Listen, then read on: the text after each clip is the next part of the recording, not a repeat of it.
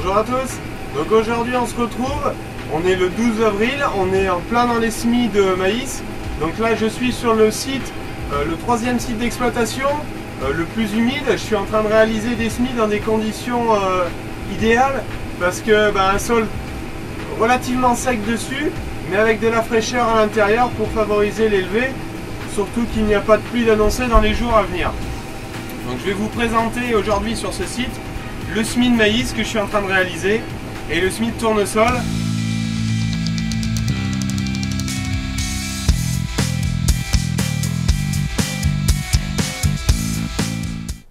Donc je viens de finir le semis de la parcelle de maïs, donc maintenant je vais passer dans du tournesol. Donc on va passer dehors pour vous faire voir le changement de disque de semoir, sa vidange.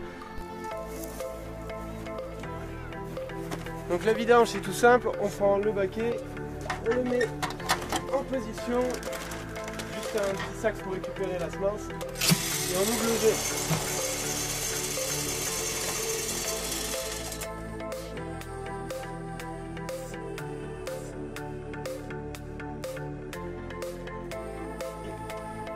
On remet le sélecteur, le disque, donc voilà un disque maïs.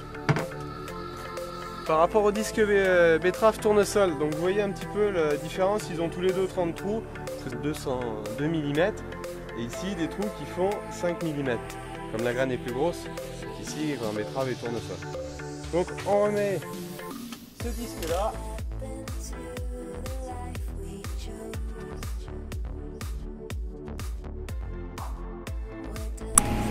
Donc comme vous avez pu le voir précédemment, donc là maintenant on se retrouve dans le tracteur. Je suis en train de semer une parcelle de tournesol sur le même site que précédemment où j'étais en maïs. Dans les images vous avez vu. Donc on vient de voir le changement, le dégrenage d'un élément plus le changement des disques. Vous avez vu les différents types de disques qu'il peut y avoir sur ce semoir.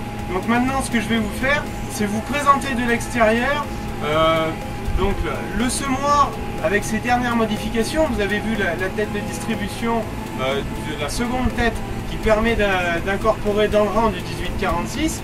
Donc là on est en tournesol, pareil, 50 kg de 1846 en direct dans l'arrêt. Je vais faire comme j'ai fait en maïs précédemment dans la parcelle, une bande avec un témoin sans fertilisation localisée, 50, 100 et 150 kg pour voir jusqu'où la culture admet la fertilisation dans l'arrêt et où les brûlures commencent à arriver. Donc sinon, autre point que vous allez voir sur le semoir, c'est l'ajout ici de roues fonte pour la fermeture. Pour avoir une bonne fermeture, ici on est dans les gros argiles, hein, là 65% dans cette parcelle où on est aujourd'hui. Autre particularité, comme certains m'ont demandé en vidéo, elle viendra dans les jours à venir, c'est le jumelage du tracteur. Donc comme on est en 6 rangs 80, le tracteur fait 4,40 m pour une bande de semis de 4,80 m. Donc on a quasiment un rappui partout. Les pneus du tracteur sont gonflés à 600 grammes. Vous verrez aussi, particularité dans cette parcelle qui est très hydromorphe, j'ai instauré, donc le décompactage a été réalisé sur toute la parcelle, hormis les passages de pulvée. Je suis allé localiser mes passages de pulvée. Avec le RTK, c'est relativement simple. Le principe du contrôle trafic. Donc vous allez voir, je sème pile poil entre les passages. Vous allez voir, l'avantage c'est que les passages de pulvée restent un peu plus fermes et il y aura moins de fonçage durant la campagne de traitement dans ces passages de pulvée, même si on passe en conditions relativement humides. Donc on se retrouve dehors pour discuter des particularités que je viens de vous citer en cabine. Donc si on fait le tour du semoir, premier changement sur le semoir. Vous vous rappelez des roues de fermeture lors de la vidéo betterave, semis de betterave. Donc c'était ce type de roue et il y en avait deux. En maïs et tournesol, je retire une des roues pour une roue fonte, comme vous voyez ici, plus grande en diamètre et surtout beaucoup plus lourde, qui permet une meilleure fermeture. L'autre nouveauté que vous voyez, c'est la descente de la fertilisation dans l'arrêt que j'ai modifié. Donc je vais vous faire voir sur cet élément. La terre est revenue un peu dedans, donc voilà.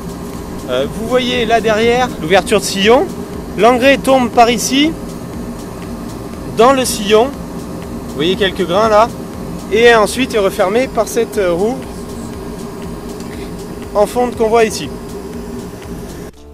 Donc si on regarde maintenant une ligne de semis pour se rendre un peu plus compte du travail qui est fait par cette roue fonte en fermeture par rapport aux betteraves. Donc comme vous pouvez le voir, j'ai pas besoin de gratter beaucoup dans le sol pour trouver déjà de la fraîcheur. Donc on arrive à trouver le sillon qui est ici. Donc je cherche une graine pour vous faire voir. Donc voilà, il y en a une ici.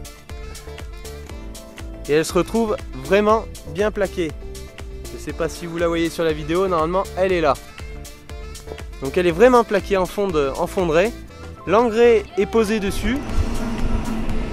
Donc on est en train de terminer cette vidéo. Vous avez eu quelques explications sur mon ensemble de semis, ma façon de semer en maïs. Enfin, plus couramment à 80 cm.